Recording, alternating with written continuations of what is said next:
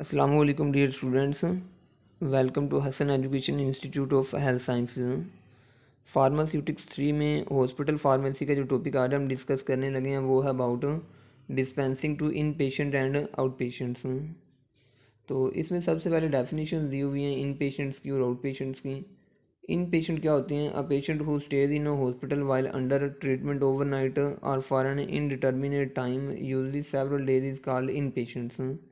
इन patient जैसे मैंने आपको लास्ट लेक्चर में भी बताया था कि वो वाले पेशेंट्स जिनकी कंडीशन या डिजीज़ इस तरह की होती है, यानी कि सीवियर होती है कि उनको ट्रीटमेंट के लिए हॉस्पिटल के अंदर एडमिट करना पड़ता है। तो ऐसे पेशेंट जिनको हॉस्पिटल में एडमिट किया जाता है उन पेशेंट्स को हम इन पेशेंट्स का नाम देते हैं। Treatment provided to it is called inpatient care.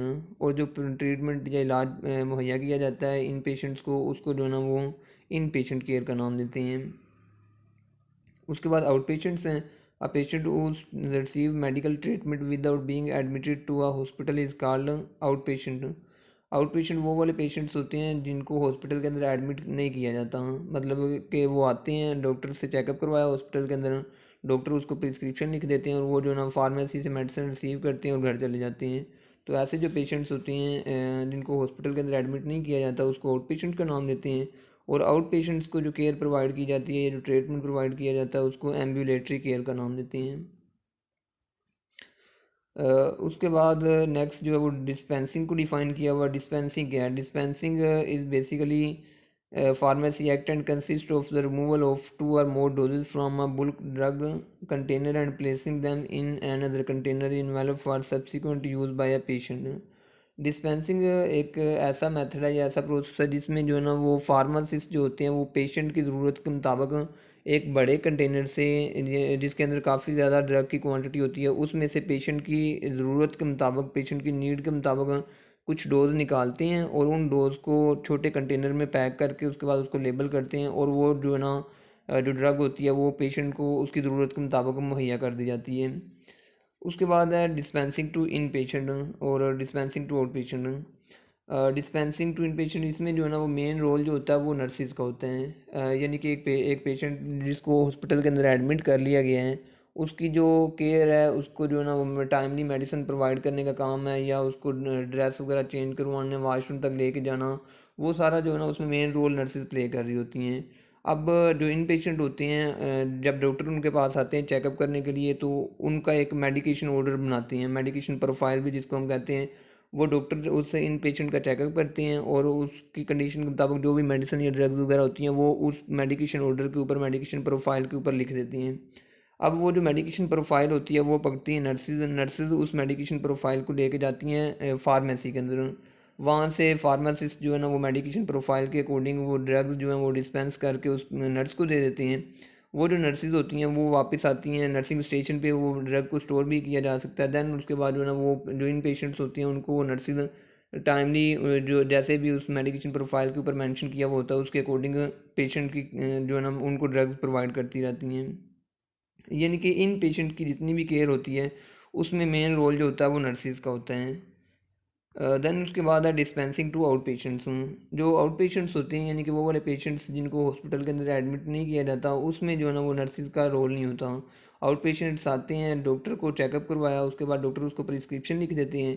वो खुद ही पेशेंट जो है ना वो प्रिस्क्रिप्शन को पकड़ते हैं, फार्मेसी से जाके मेडिसिन रिसीव करते हैं और घर चले जाते हैं। It is always preferable to have a separate outpatient pharmacy. When this is not possible, units are combined and the services provided from the same or separate window. इसमें जो है ना वो आउट पेशेंट के लिए फार्मेसी के हवाले से लिखा हुआ है, यानी कि कोशिश करें कि अगर तो हॉस्पिटल के अंदर एरिया अवेलेबल है, उसके बाद जो फाइनेंशियली भी तौर पे भी जो है ना वो उसको सपोर्ट है, और मैन पावर वहाँ पे काम करने वाले जो फार्मासिस्ट या फार्मेसी टेक्नीशियन के जो भी वर्कर्स वगैरह हैं वो भी अवेलेबल हैं अच्छी खासी जो ना वो नंबर्स में। तो कोशिश करें कि आउट पेशेंट की जो फार्मेसी है ना वो सेपरेट बनाएं, इन पेशेंट के अलहदा से फार्मेसी हो हॉस्पिटल के अंदर, आउट पेशेंट के अलहदा से हो। लेकिन अगर ऐसा नहीं है, मतलब कि अफोर्ड नहीं हो सकता तो कोशिश करें कि हॉस्पिटल के अंदर फार्मेसी एक ही बना लें, लेकिन उसकी जो विंडोज़ है ना वो सेपरेट रख लें। एक विंडो से जो है ना वो इन पेशेंट के लिए नर्सिस वगैरह जो है ना वो मेडिकेशन प्रोफाइल लेके आएँ, एक विंडो से वो मेडिसिन रिसीव कर लें, दूसरी विंडो से जो है ना वो आउट पेशेंट्स जो अपनी मेडिसिन लेके घर चले जाएँ। उसके बाद यहाँ पे लिखा हुआ है केयर की टाइप्स हैं जो आउट पेशेंट को हॉस्पिटल के अंदर केयर प्रोवाइड की जाती है। उसमें सबसे पहले है primary care, then emergency care और रेफरल और टर्शरी केयर। प्राइमरी केयर जो होती है ये केयर उन पेशेंट्स को प्रोवाइड की जाती है जिनकी जो कंडीशन होती है या जिनके प्रॉब्लम्स या डिजीज़ इतनी ज़्यादा सवेयर नहीं होती, माइनर इश्यूज़ होते हैं जिनके नज़ला ज़ुकाम इस तरह के, उनको जो हॉस्पिटल के अंदर केयर प्रोवाइड की जाती है उसको प्राइमरी केयर का नाम देती हैं। उसके बाद एमरजेंसी केयर है, यानी कि जो पेशेंट एमरजेंसी सिचुएशन में होगा, जिनकी जो कंडीशन है वो काफ़ी ज़्यादा अनकॉन्शियस होगी, ख़राब होगी, उनको जो केयर प्रोवाइड की जाती है हॉस्पिटल के अंदर उसको एमरजेंसी केयर का नाम देते हैं। उसके बाद थर्ड जो कैटेगरी है आउट पेशेंट केयर में वो है टर्शरी केयर। इसमें जो है ना वो कोई पेशेंट आता है डॉक्टर के पास, उसको डॉक्टर उसका चेकअप करता है और उसको लगता है कि वो जो केस है ना वो उससे हैंडल नहीं होगा, उसका जो इशू है उसकी जो बीमारी है वो उससे हैंडल नहीं होगी, तो वो डॉक्टर क्या करते हैं वो उस पेशेंट को किसी बड़े हॉस्पिटल के अंदर जैसे DHQ होते हैं या इस तरह के बड़े जो हॉस्पिटल्स होते हैं उनकी तरफ रेफ़र कर देते हैं। तो इस तरह की जो केयर होती है उसको टर्शरी केयर का नाम देते हैं। उसके बाद वही बात यहाँ पे बताई गई है फार्मेसीज़ के लिहाज से कि एक आउट पेशेंट के लिए फार्मेसी होती है जिसको इंडिपेंडेंट आउट पेशेंट फार्मेसी का नाम देते हैं। दूसरी जो फार्मेसी है वो है in and out patient combined pharmacy. Independent out patient pharmacy यानी कि ऐसी फार्मेसी जो कि जस्ट आउट पेशेंट के लिए आउट पेशेंट्स को सर्व कर रही हूँ, यानी कि एक सेपरेट फार्मेसी अगर वो हॉस्पिटल के अंदर बनी हुई है जहाँ पे जो मेडिसिन हैं या जो फार्मासिस्ट मेडिसिन प्रोवाइड कर रहे हैं वो जस्ट आउट पेशेंट के साथ डील कर रही हैं। एक आउट पेशेंट आया है, उसने जो है ना वो डॉक्टर को चेकअप करवाया, डॉक्टर ने उसको प्रिस्क्रिप्शन लिख के दे दिया, वो आउट पेशेंट क्या करेगा उस प्रिस्क्रिप्शन को पकड़ेगा, जाके out patient independent out patient pharmacy पे जाके वो प्रिस्क्रिप्शन उस फार्मासिस्ट को दिखाएगा।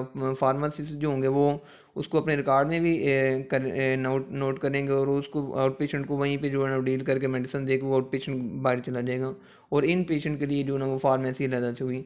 लेकिन अगर आउट पेशेंट के लिए फार्मेसी जैसे मैंने पहले आपको बताया बनाना पॉसिबल नहीं है, तो फिर जो है ना वो एक ही फार्मेसी होगी, in and out patient combined pharmacy.